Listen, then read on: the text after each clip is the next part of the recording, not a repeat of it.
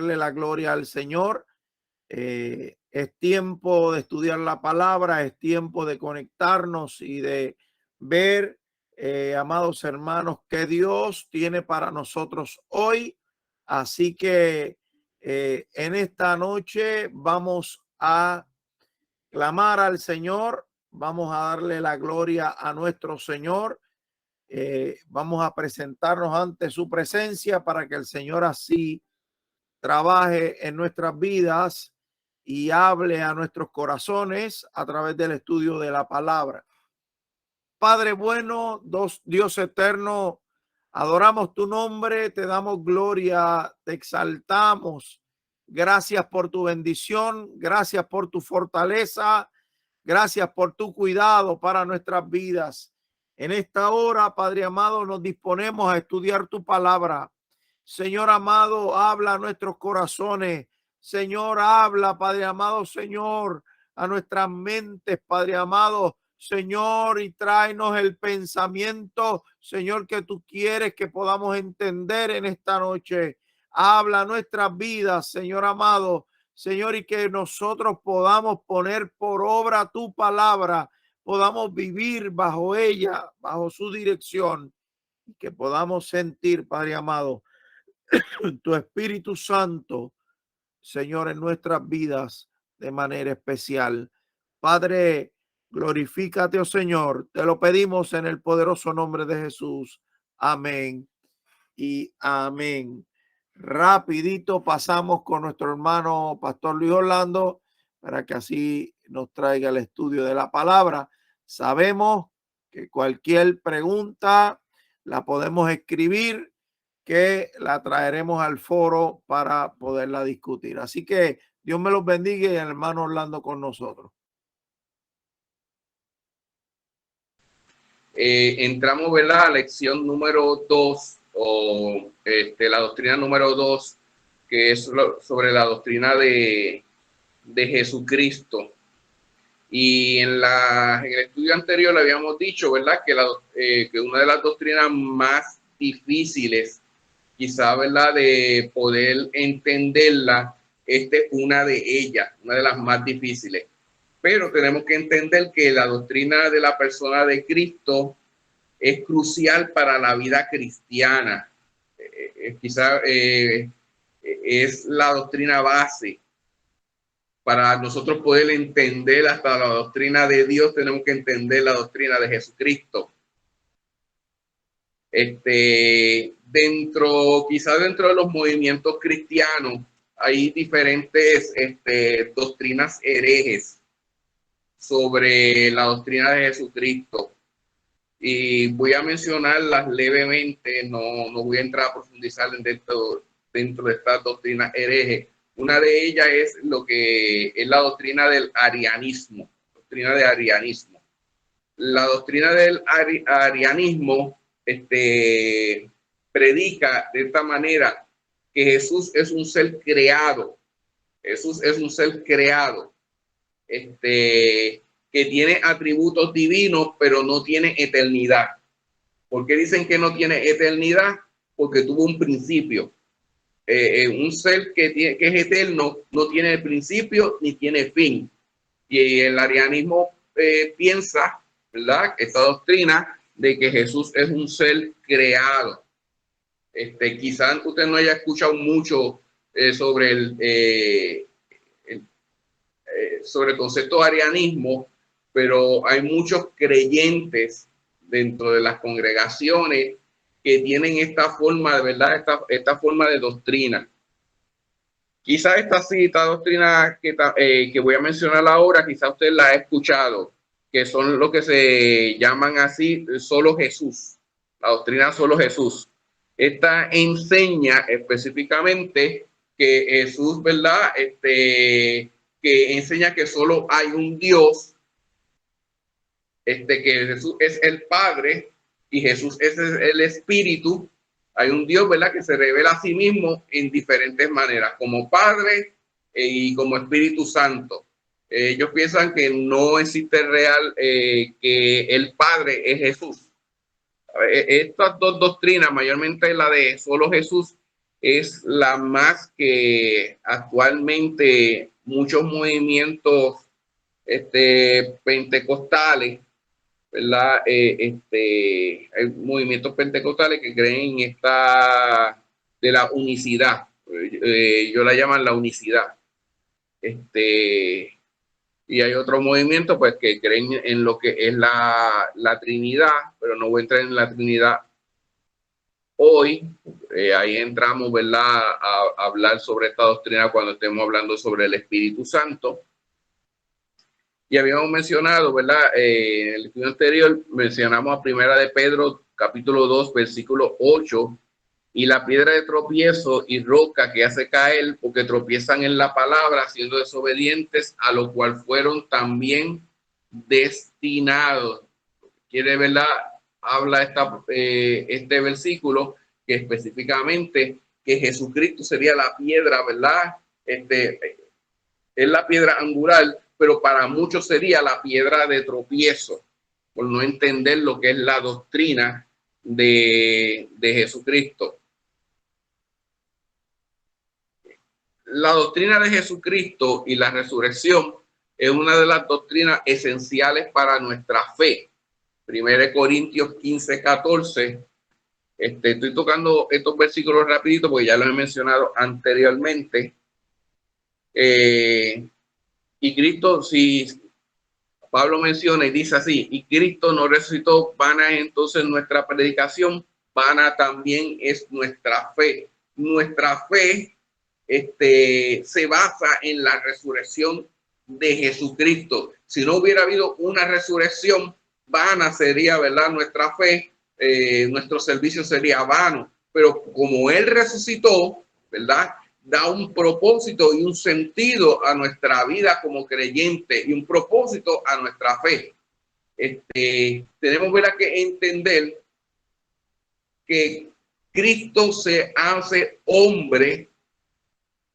Es el divino, se hace hombre por una necesidad redentora. Hay una necesidad de redención a la raza humana y Jesucristo, ¿verdad?, toma forma humana para venir a la tierra para redimir la raza humana.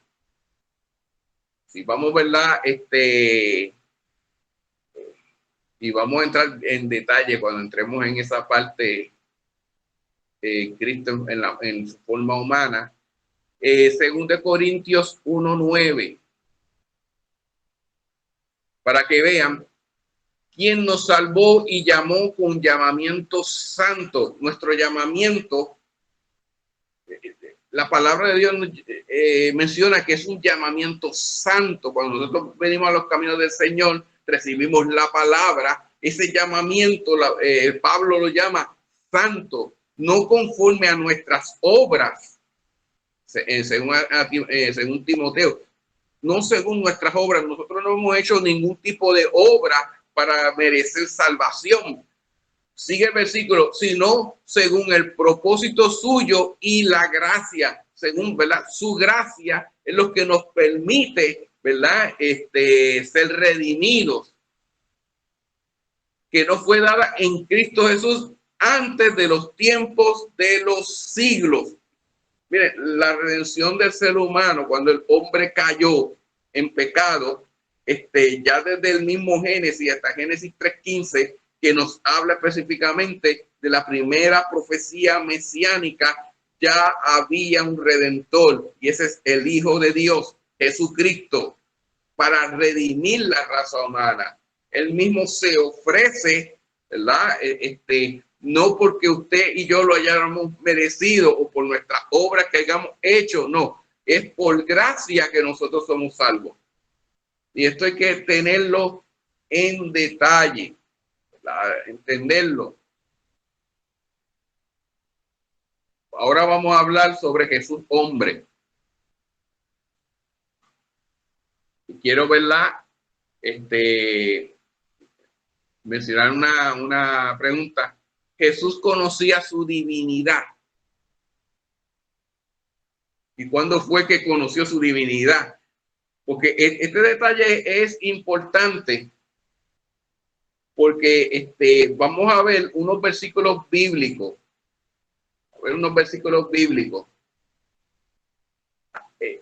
Tenemos, ¿verdad?, un conocimiento que a partir de los 12 años, no digo que él lo sabía, él lo tenía conocimiento antes, pero a los 12 años ocurre un evento importante para darle a entender que él sí conocía su divinidad. Lucas 2, del versículo 49 al 52. Este fue el momento en que Jesucristo se le pierde a sus padres y él está, ¿verdad?, con los maestros de la ley. Entonces le dijo, en el momento que sus padres se dieron de cuenta y lo encontraron, menciona estas palabras Jesús. Entonces les dijo, ¿por qué me buscáis? ¿No sabéis que en los negocios de mi padre me es necesario estar?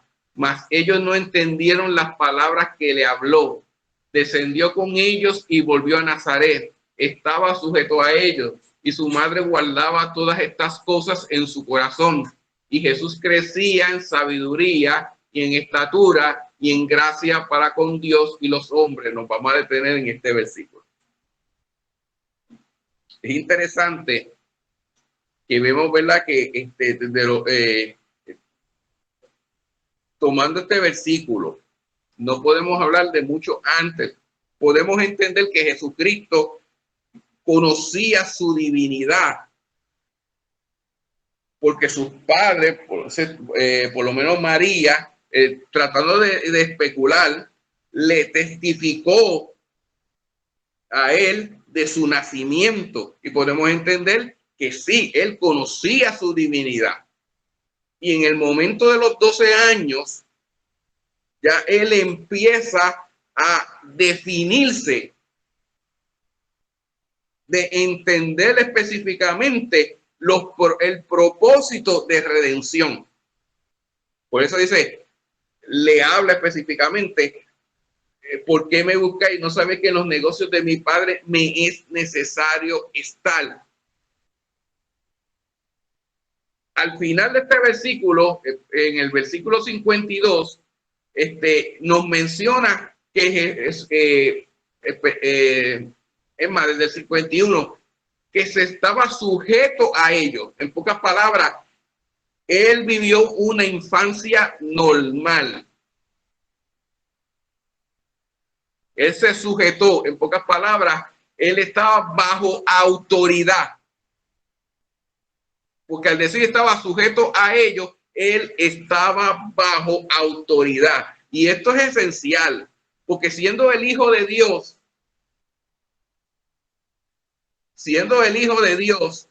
él no pasó por, a esa edad, él no pasaba por encima de aquellos, ¿verdad?, que de María y de José. Él se sujetó a ellos. Bajo autoridad terrenal. Bajo autoridad terrenal. Y esto es esencial, porque continúa el versículo, y crecía en sabiduría, y esto es esencial. Estamos hablando en este momento Jesús hombre, en su forma humana, no en la forma divina. En su forma humana, él pasó por todos los procesos que pasa un ser humano. Él tuvo que ir a la escuela, él estudió para tener conocimiento, porque cuando te dice crecía en sabiduría, es que él estaba aprendiendo en su forma humana. Y crecía en estatura, en físico. Y en gracia, cuando dice en gracia, estamos hablando de testimonio. Porque decía, en gracia ante Dios y ante los hombres. Él no alteró en ningún momento la naturaleza humana.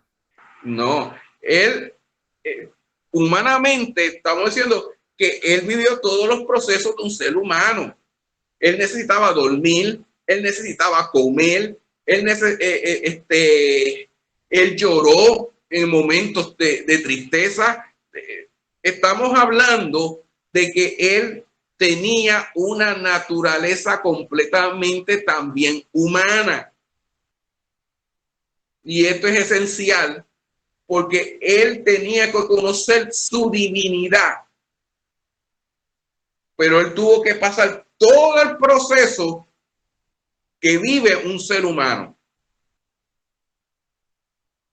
Otro detalle importante del conocimiento de su divinidad lo vamos a ver en las bodas de las bodas del Cana. Ese versículo también es esencial, que nos da a entender que hasta María conocía, no tan solamente porque vivió en testimonio, sino, ¿verdad?, que María, ¿verdad?, podía testificar mucho más allá, porque miren cómo María se le acerca a Jesús en la boda del Cana, Juan capítulo 2, versículo 3. Y faltando el vino, la madre de Jesús le dijo, no tienen vino. Y Jesús le dijo, ¿qué tienes conmigo, mujer? Aún no ha venido la hora. Y sabemos que María le dijo, ¿verdad?, a los que trabajaban, a los siervos, miren, ustedes hagan todo lo que él les diga.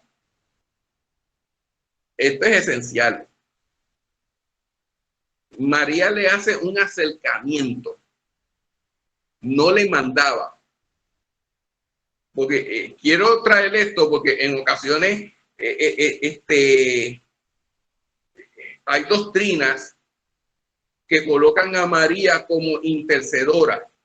Le pido a María para que María vaya donde Jesús. En ningún momento María es una intercesora.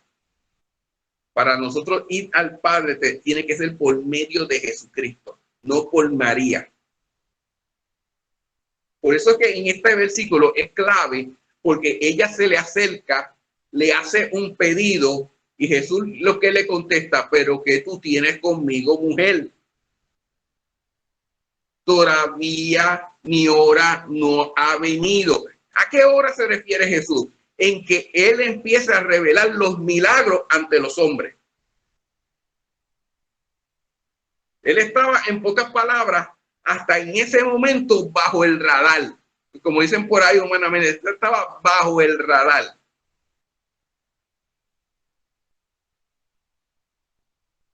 Cuando él sale específicamente a empezar a hacer los milagros mesiánicos, que los vamos a tocar ya mismo, es cuando hace la curación del ciego.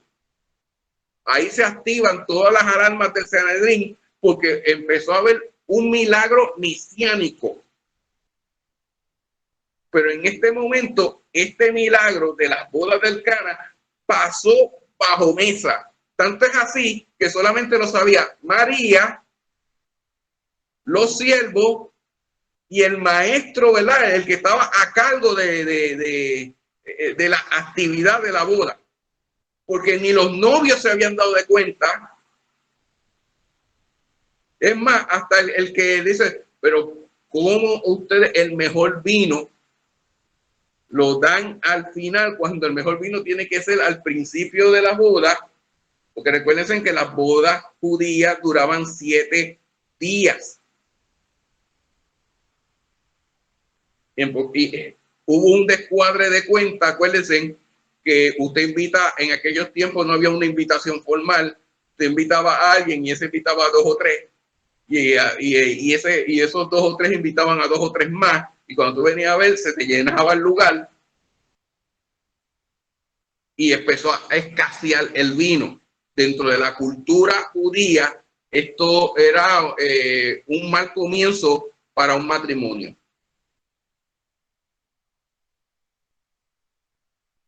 Siempre han habido los borrones.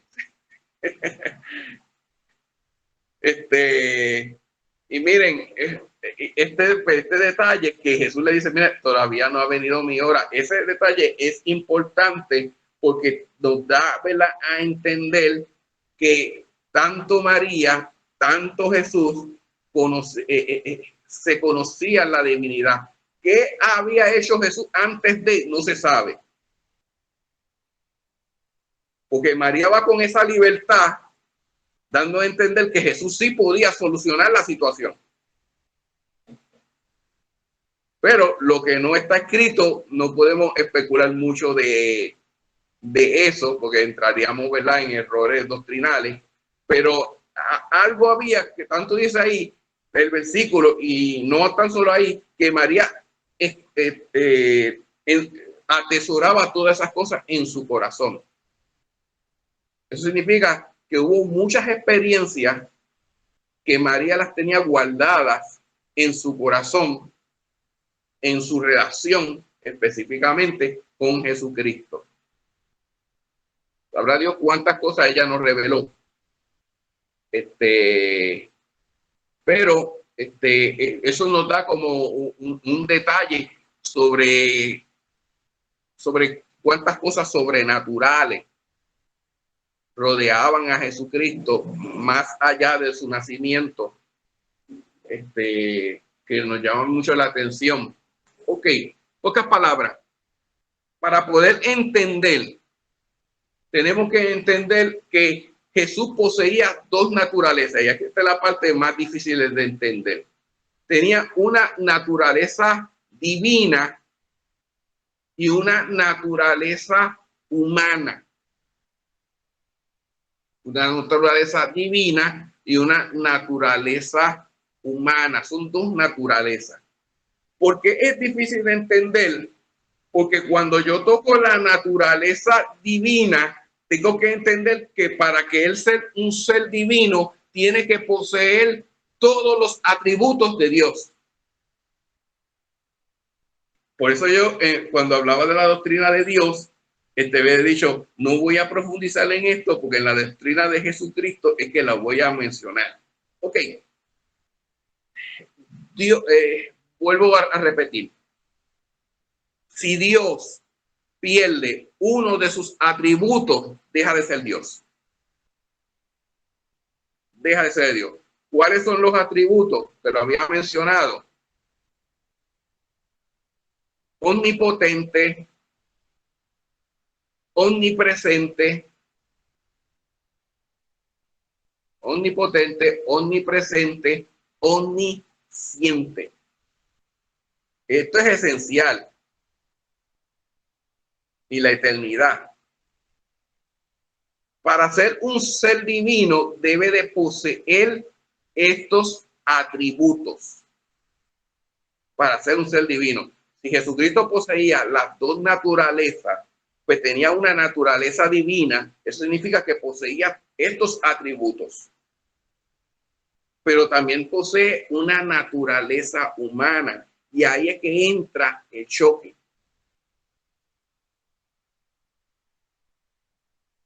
¿Por qué entra el choque? Porque si digo que posee todos estos atributos,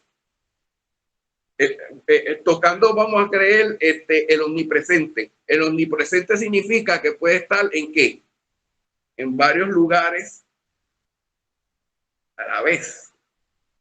Pero como una persona con cuerpo físico puede estar en varios lugares a la vez, y ahí choca, ahí es que yo digo que entra en lo que nos rompemos la cabeza en esa forma. Ok, para poder entender esto, para cómo puede coincidir la naturaleza divina y la naturaleza humana en Cristo, tenemos que entender específicamente que Jesucristo se revistió. Este concepto es importante. Jesucristo se revistió. ¿Sabe qué es revestirse? Ejemplo, yo tengo este suéter. Revestirse significa que yo me coloco un otro suéter por encima de este. Si yo me pongo un suéter, me estoy vistiendo. Pero si yo me pongo otro suéter sobre encima de este, me estoy revistiendo. Ok, Jesucristo se revistió con la naturaleza humana. No dejó de ser divino, sino que se revistió de una forma humana. De una forma humana. Este concepto lo vamos a ver mucho. el concepto de revestir, para poder entenderlo mejor, vamos a ir a Gálatas 3, versículo 27. Vamos a ir a la Biblia.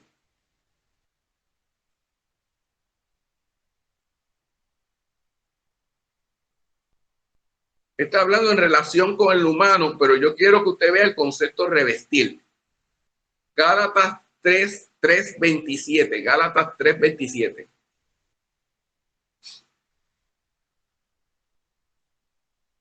Gálatas 3:27. Dice así: porque todos los que habéis sido bautizados en Cristo, de Cristo estáis revestidos. Este es importante. Toco este versículo. Nosotros tenemos una naturaleza humana pecadora. Con esa vestimenta pecadora yo no me puedo acercar delante de Dios. Yo no puedo ir delante de Dios. ¿Qué significa? Que yo me tengo que revestir de Jesucristo para yo poder presentarme. Ajá. Sí, es así. Para yo poder presentarme ante Dios. Un ejemplo. Yo voy a una actividad y voy con este suéter, pero la actividad me dicen que para yo entrar a esa actividad yo tengo que tener un gabán y una chalina, si no, no puedo entrar. Yo voy con este suéter. Cuando yo llego a la puerta me dicen, no puedes entrar porque no estás con etiqueta. Para tú poder entrar, tienes que entrar en etiqueta. ¿Qué tengo que hacer? Ponerme ¿qué? Un gabán, una chalina, para yo poder entrar a la actividad. Algo parecido es así. Para yo presentarme delante de Jesucristo, no puedo ir con mis ropas de pecado, con mi humanidad de pecado. ¿Cómo tengo que ir delante de Él? Tengo que vestirme de Cristo para que Él me pueda recibir. Por eso es que te dice, porque todos los que habéis sido bautizados en Cristo. Esto es esencial, no es cualquier bautismo. A veces el bautismo se pasa muy a la ligera. No, bautizado significa que te estás vistiendo en Cristo. Que tu forma de vivir es la de Cristo. Te estás vistiendo de Él. En la forma, ¿verdad?, que Él vivió en su ministerio terrenal, yo tengo, ¿verdad?, que vivir de esa forma, ser igual que Cristo. Ese es ser revestido.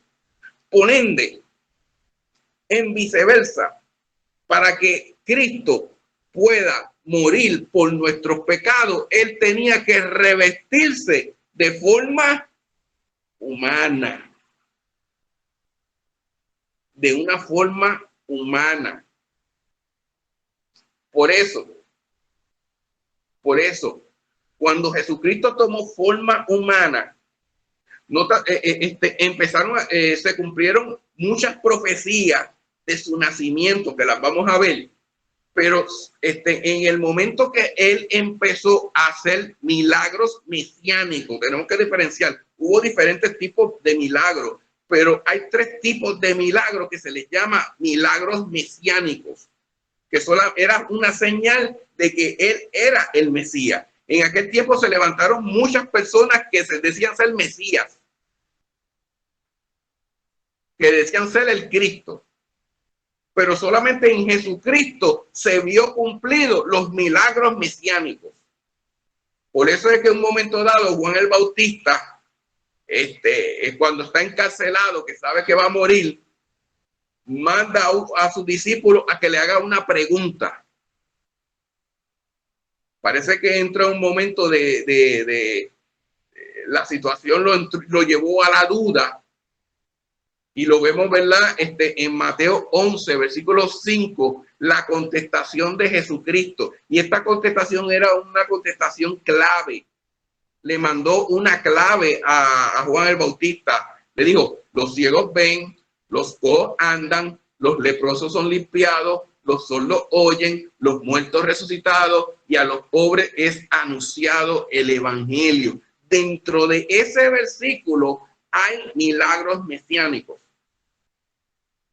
que en el momento que Juan el Bautista escuchó esta palabra, ahí entró, ¿verdad?, de nuevo en fe de que sí, él es el Mesías. Y fue una clave esencial. ¿Cuáles son los milagros mesiánicos? La curación de lepra. La curación. Aunque las leyes levíticas ofrecían, ¿verdad?, formas, ¿verdad?, de rituales para cuando una persona se curaba de la lepra. Tenemos que entender que bíblicamente en el Antiguo Testamento la curación de lepra fue Naamán. Fue Naamán en el Antiguo Testamento, se curó de lepra, Naamán. Pero él no era judío. Él no era judío. No fue hasta el momento de Jesucristo que él empieza a sanar la lepra. A sanar la lepra. Ahí empezó a verse el primer milagro mesiánico, lo que da a entender que no hubo curación de lepra hasta solamente el caso de Naamán, pero no podemos considerarlo porque él no era judío. Pero es más, y no fue tanto curación porque el profeta le dijo, ve a las aguas y lávate. En pocas palabras, él no puso mano, ¿verdad?, para curarle. Que en pocas palabras, el profeta no fue el que curó a Naamán. Pero Jesucristo tenía poder sobre las enfermedades. Y curó una enfermedad que en aquellos tiempos era incurable.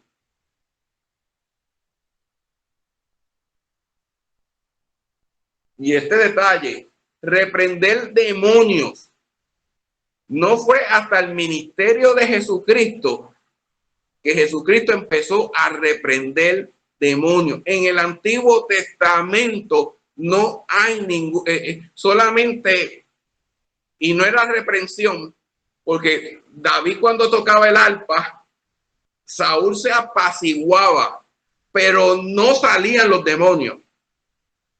Que ese caso no lo podemos tomar del Antiguo Testamento como reprensión de demonios, porque los demonios permanecieron en Saúl.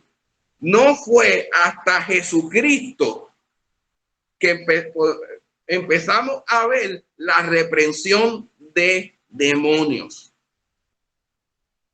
Y tenemos, ¿verdad?, el ejemplo del Gadareno, que fue el Mesías, ¿verdad?, el que comenzó ese milagro mesiánico. Después estas señales acompañaron a los apóstoles, pero fue Jesucristo el precursor del de uno de los milagros mesiánicos.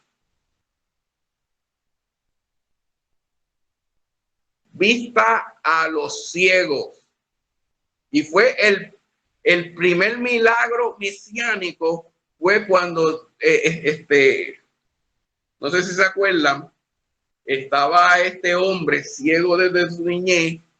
Jesús, ¿verdad?, le hace con lodo y saliva, hace una mezcla, la pasa por los ojos, lávate en las aguas del Siloé, y él fue, se lavó, volvió la vista. Después empezaron, ¿verdad?, a cuestionar los mismos maestros de la ley, que lo llamaron y le dijeron, oye, pero tú eres el ciego.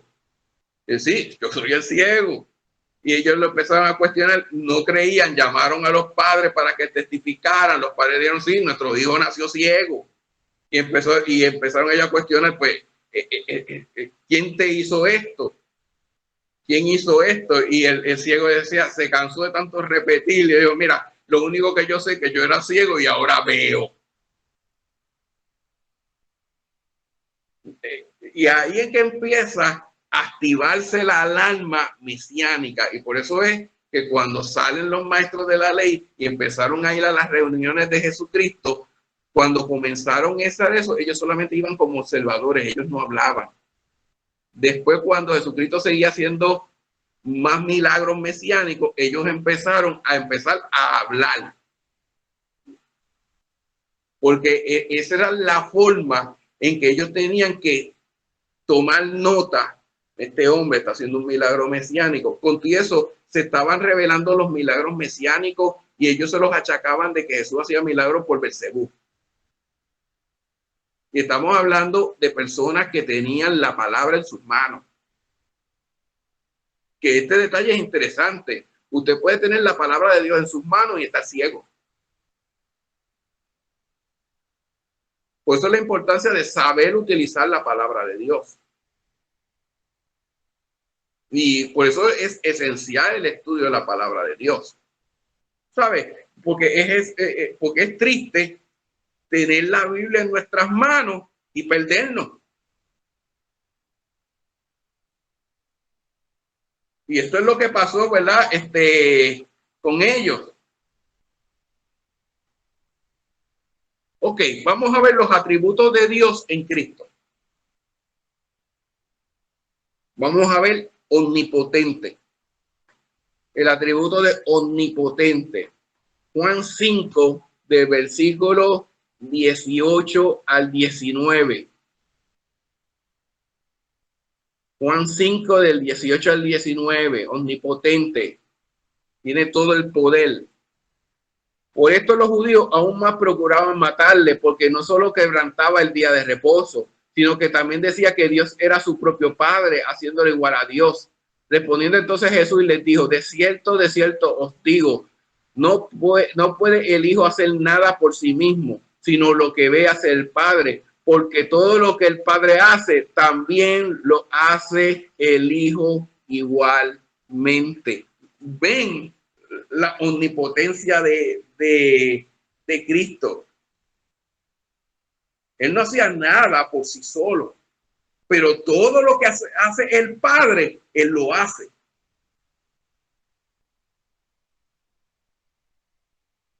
Y esto es esencial. Hubo un momento dado dentro del ministerio de Jesucristo que trataron de tirar a Jesucristo por un risco. Trataron de matarle, porque a veces pensamos que el momento de que quisieron matarle fue en la cruz del Calvario. Antes de eso hubo un intento de matar a Jesucristo. Y nos dice la palabra que lo llevaron hasta el risco, pero él vino y le pasó por el lado y ninguno pudo tocarle. ¿Por qué era qué? Porque no era el momento, no era la hora. Pocas palabras, Jesucristo dio su vida, nadie se la quitó. Es más, en el momento dado que él estaba en la cruz del Calvario, que estaba subido en la cruz, si él quería usar todo su poder de bajar de aquella cruz, él lo podía haber hecho.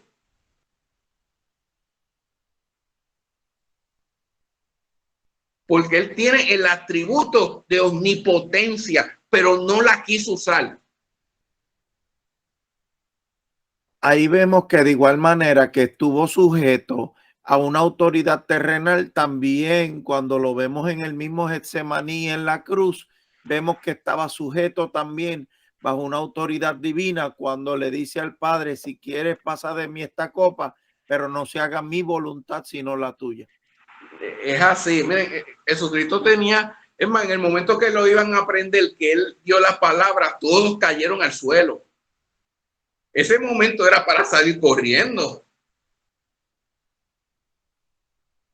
Él con la palabra podía tirar a la gente al suelo. Pero ¿por qué no lo hizo? Por ti, por mí. Eso es lo que significa tener un atributo de omnipotencia y no utilizarlo por amor a nosotros.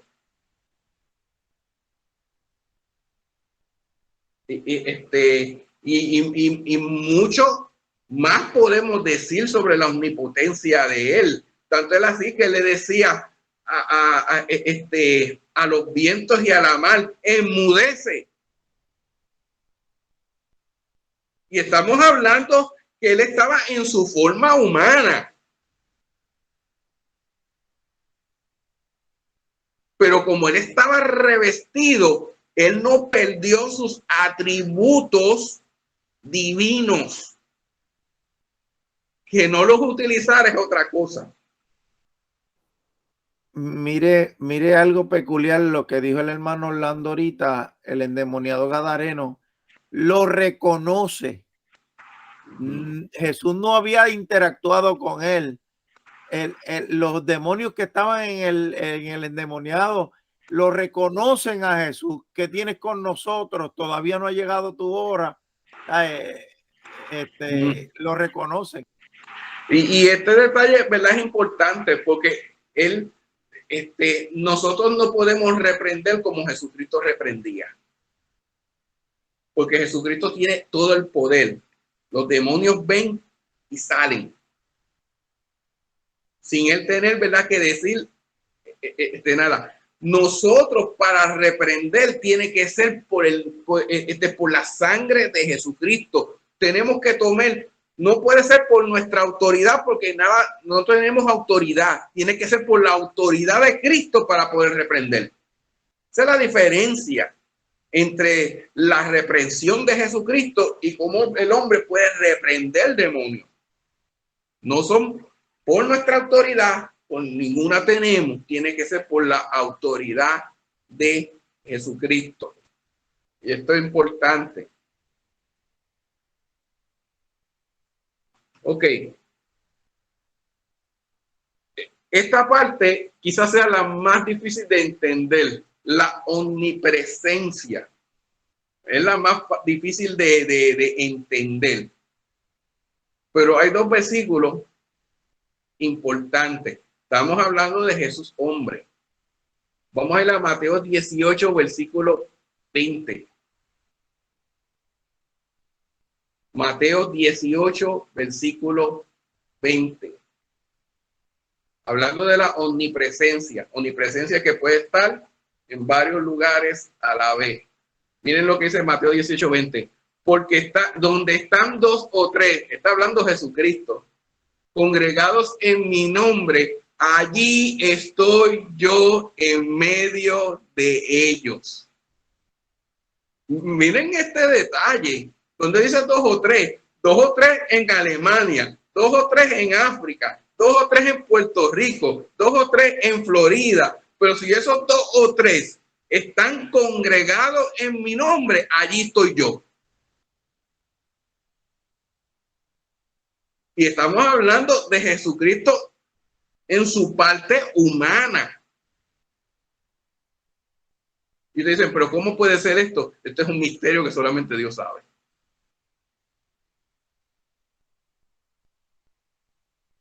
Miren, Juan 1:18. Juan 1:18.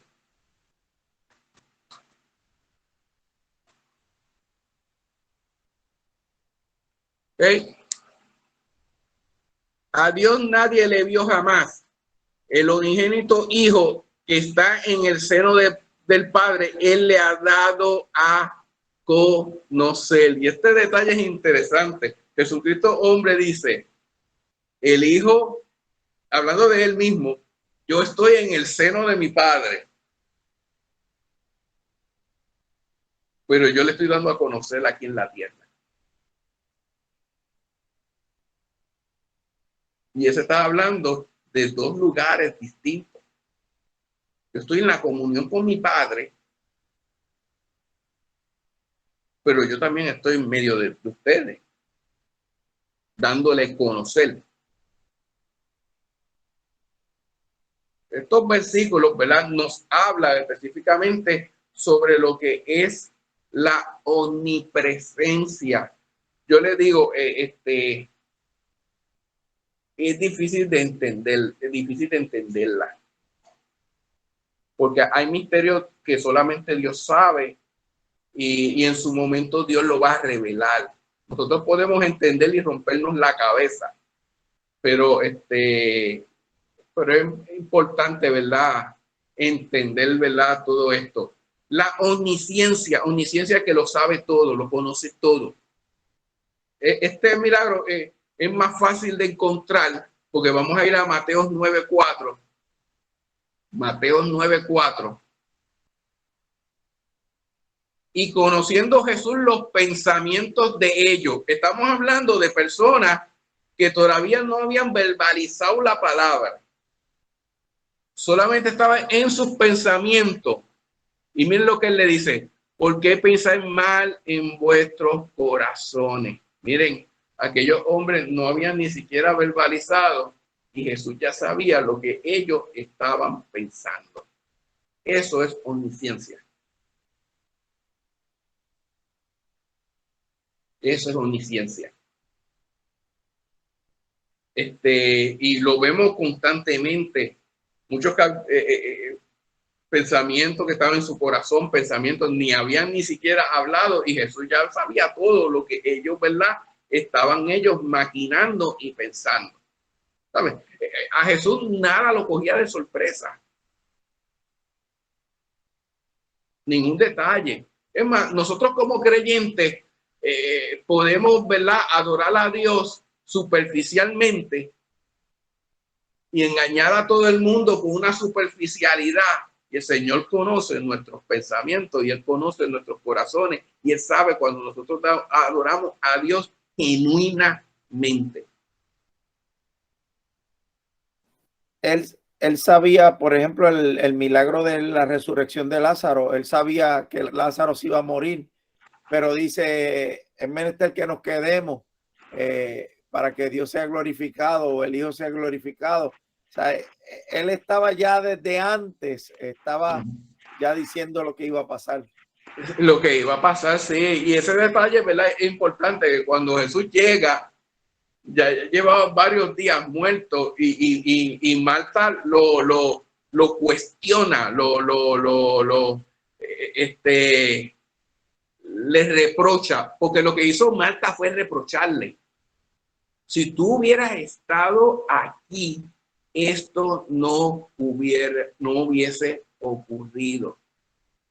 Y ahí el Señor le dice, pero Marta, no te he dicho que si crees, verás la obra, verás la obra de Dios. Marta, ¿dónde tú estabas cuando yo estaba dando este estudio? En los menesteres de la casa, mientras María se lo alimentaba. Y ella que entró, sí, yo sé que tú vas a resucitar. Te he dicho que si crees, la lleva ante la tumba, y este detalle es importante, le lleva hasta la tumba, pero ya eso huele mal, ya eso no tiene solución, eso ya no puede echar para atrás. ¿Y qué dice Jesús? Miren, saquen la piedra. Miren, él tenía la autoridad para decir a la roca, muévete, pero él dejó al hombre, quita la piedra para que tú veas mi gloria manifestarse. Quita tú la piedra. Y ellos quitaron la piedra, porque en ocasiones nosotros no vemos la gloria de Dios. ¿Por qué? Porque dejamos, ¿verdad?, la piedra obstaculizando. Y cuando Jesús dio la palabra, Lázaro, ven fuera. Y este es importante, porque no lo vemos. Estamos hablando que el dador de la vida tenía el poder sobre la muerte. Y él dio la palabra y Lázaro salió. Pero esta vez, cuando Cristo muere y está dentro de la tumba, ahora es viceversa. En pocas palabras, él puede estar al frente de la tumba y tiene poder sobre la muerte. Él puede estar dentro de la tumba y tiene poder sobre la muerte.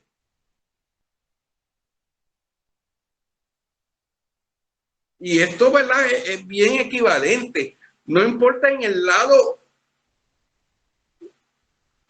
que esté, Jesucristo siempre tendrá el poder. Al frente de la tumba o dentro de la tumba. Yo creo que tenemos que conocer algo. Mire, hermanos, tenemos que conocer bien a Dios. Tenemos que conocer bien estos atributos de Dios, de Jesús, porque son en este tiempo, ahora, son demasiado meritorios que nosotros los tengamos presentes aquí. Porque hay veces, hermano, esto es real. Hay momentos en que le restamos poder a Dios. Hay momentos en que le restamos capacidad de Dios para saber y conocer todas las cosas. Y le restamos poder a Dios y a Jesucristo de poder estar presente en medio de nuestra vida. Yo creo que tenemos que tener una conciencia mucho más clara hoy de que el Señor todo lo ve, el Señor todo lo sabe, el Señor todo lo conoce, el Señor puede hacer todas las cosas y el Señor puede transformarnos y estar presente aún en cada hogar que está aquí presente a través de este enlace. Yo creo que no podemos restarle. Hoy, menos que nunca, podemos restarle a los atributos de Dios y mucho menos a Jesucristo.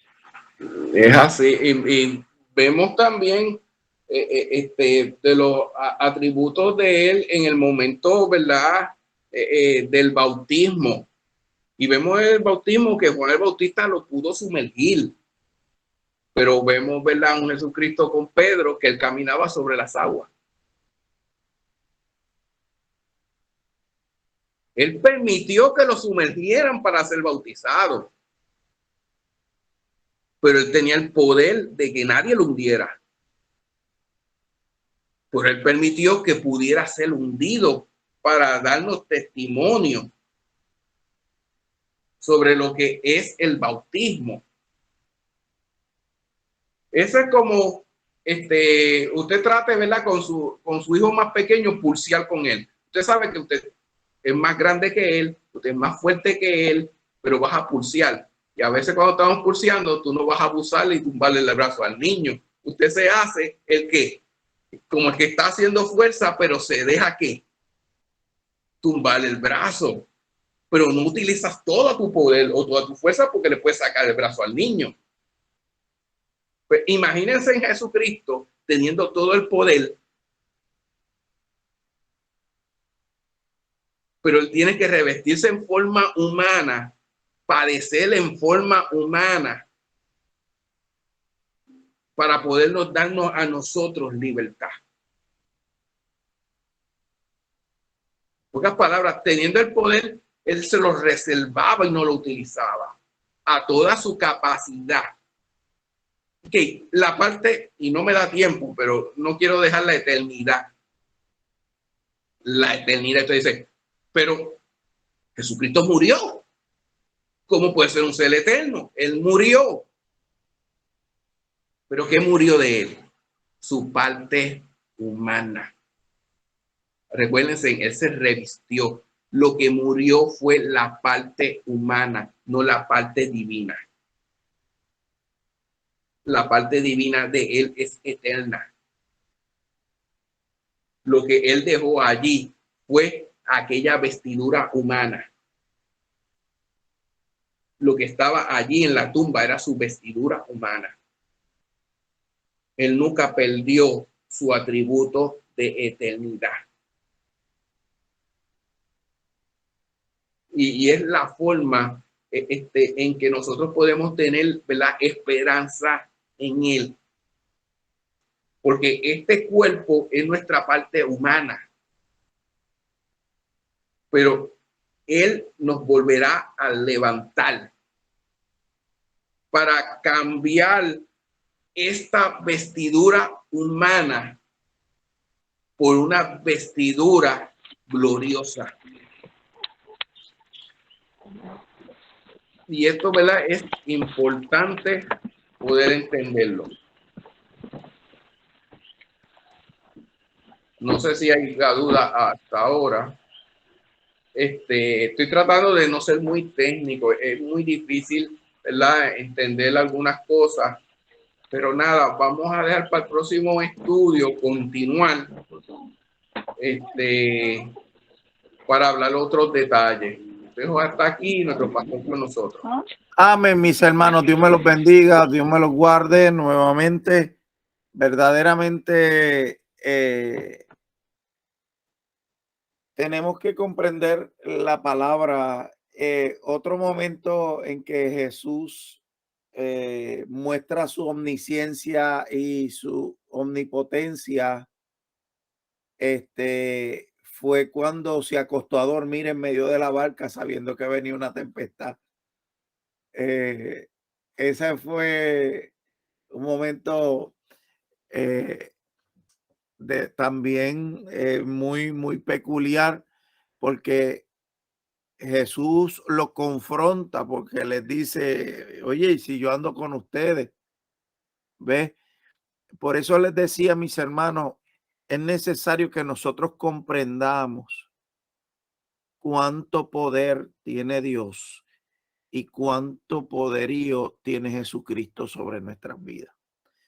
De lo contrario, amados hermanos, estamos nosotros poniendo a un Dios demasiado débil.